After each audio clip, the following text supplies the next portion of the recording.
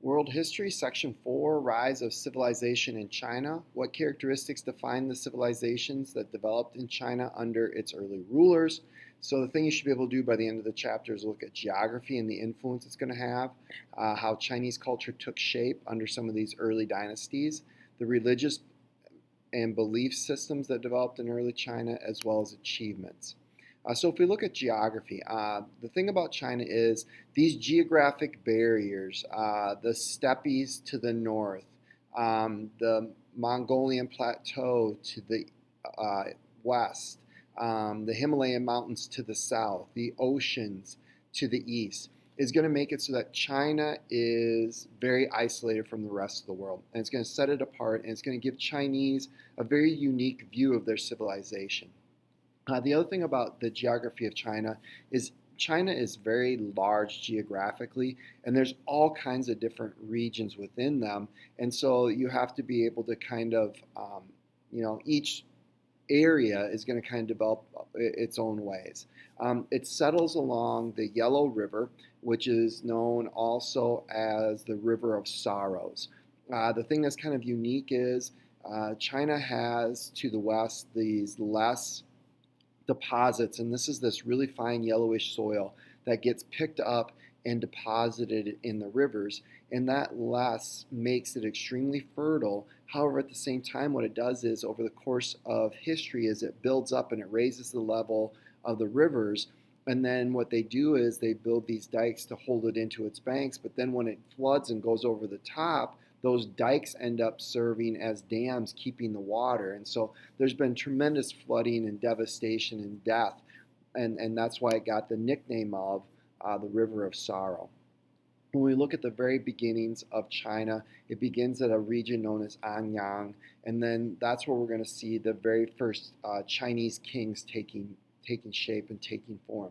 The other thing that we see is there's a group of clans, these families that have a common ancestor, that have the leader of them who is high up in the government, is also going to kind of report to the king.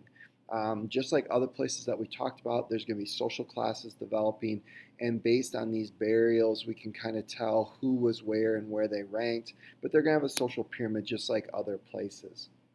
Now, one of the things that's a little bit interesting about the Chinese is they kind of notice this pattern that takes place over time, that you get this new dynasty that comes in and it brings peace and prosperity and reform, and they're trying to do all kinds of good things to fix the problems that they see in China.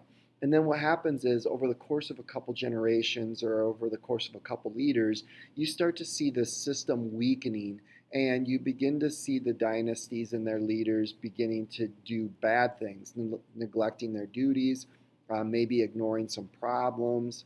They start to lose control over some of these outside provinces, and then they start to try and make up for it by increasing taxes or cracking down on the Chinese. And then they become weak, and all that needs to happen is some kind of a major problem, whether it be a natural disaster, famine, invasion, outside attacks, armed rebellions within, and then all of a sudden this dynasty becomes or topples over and a new one comes in. So they describe this as the dynastic cycle, and when good dynasties are ruling, they're said to have the mandate of heaven, that the gods are smiling on them and making sure that good things are happening.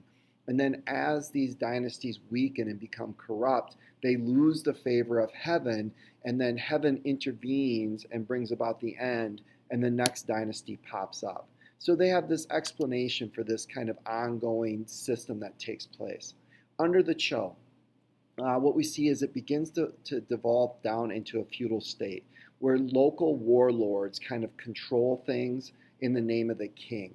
And this system we're going to talk a lot more about when we get to Europe during the Middle Ages and how feudalism really kind of works. And we'll talk about it with the Japanese too. But under the Zhou, this system is really what's in place. Now, despite that, even though the king maybe doesn't have a whole lot of control over things, economically things are going very well. The Chinese are becoming very good at making iron weapons and tools, which other places want to trade for. They begin to produce more crops, which is going to produce more food and better nutrition. They're going to build bigger irrigation systems so they can plant more crops and produce even more food, and the population is going to grow. They're also trading all over China. They go to copper coins. They're improving their transportation systems, whether it be roads or canals, and they're really interconnecting China. And they're going to kind of create this infrastructure that other groups can build upon a little bit later on. Now, the other thing that we see is that Chinese religious beliefs are going to develop. Now, one of the problems is that when Westerners come in, they interpret these sets of Chinese beliefs as ancestor worship, and that isn't really what's going on. What the Chinese believe is that their dead ancestors have access to the gods, and so that they can, through their ancestors, have access to the gods. And what they want to do is they want to make their ancestors happy. And so they're going to do things, whether it be leaving offerings or prayers to their ancestors, so that their ancestors are happy with them. And then we'll go to the gods and say, hey, can you really do a favor for my descendants, because they're really good and kind and those types of things. The last thing you want to do is be an ungrateful, like great-great-grandchild and disparage your ancestors, because that's going to tick them off, and they're going to go to the gods and say, my dirty, rotten great-great-great-grandkids are saying bad things about me. Can you go in there and make their lives difficult? So that's more or less what's kind of going on. Two major belief systems are going to take place. Confucianism and Taoism are going to really influence China down the road. When we look at Confucianism, Confucius was a scholar and he was a government advisor. And eventually he's going to move into the role of teacher. His philosophy, or the system ideas that he has, really focuses on 5 relationships. And those 5 relationships are shown in that graphic. But one of the key pieces of these ideas of relationships is this idea of filial piety, of respect for your superiors, respect for your elders. And that is really what the Chinese society is based on. He also preaches this idea of yin and yang, of dark and light, and this balance that needs to take place. And really the focus is if we kind of accept our position in society, if we accept this balance that needs to exist, then Chinese society is going to be orderly. Now, Taoism, on the other hand, focuses on this concept of harmony with nature, that we need to get back in touch with nature, and that if we watch nature, we can figure out the way of the universe, that everything knows its own place. And so one of the examples that Lao Tzu uses is water. Water yields to the pressure laws of nature, that it flows downhill, that it goes around rocks. Yet, even though it's very giving, it can be an unstoppable force and create a whole bunch of destruction. So by knowing all of this, we can understand our roles in the world and how things work. Achievements in early China, they begin to learn silk making. That's going to be a major trading focus throughout most of Chinese history.